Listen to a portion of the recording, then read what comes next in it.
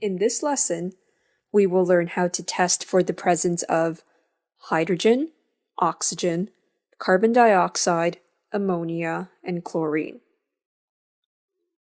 We test for gases in the laboratory because it is nearly impossible to determine the identity of a gas just by its appearance. As an example, hydrogen, oxygen, and carbon dioxide are all colorless and odorless. How would we be able to determine which is which? To test for hydrogen, place a lit splint at the mouth of the reaction vessel. You should hear a very distinctive squeaky pop, which confirms its presence. This is due to the combustion reaction of hydrogen in the presence of oxygen, creating water as the only product. To test for oxygen, place a glowing splint at the mouth of the reaction vessel. Keep in mind that the splint should be glowing, not lit.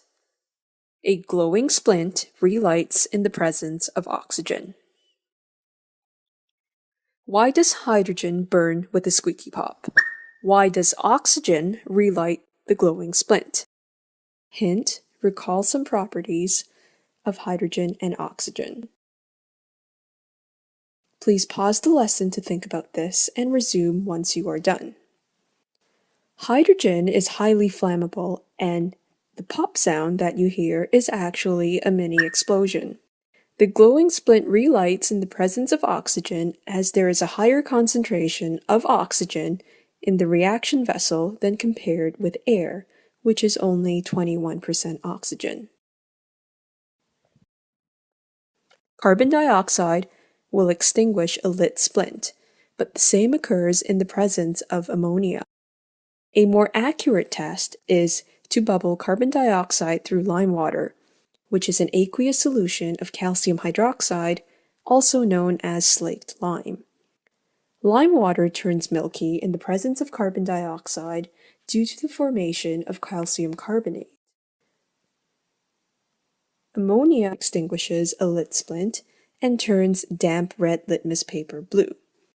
In the presence of concentrated hydrochloric acid, a white smoke will form.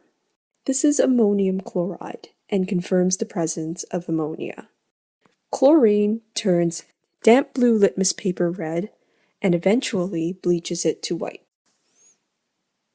In conclusion, hydrogen burns with a squeaky pop, oxygen relights a glowing splint, and carbon dioxide turns lime water milky.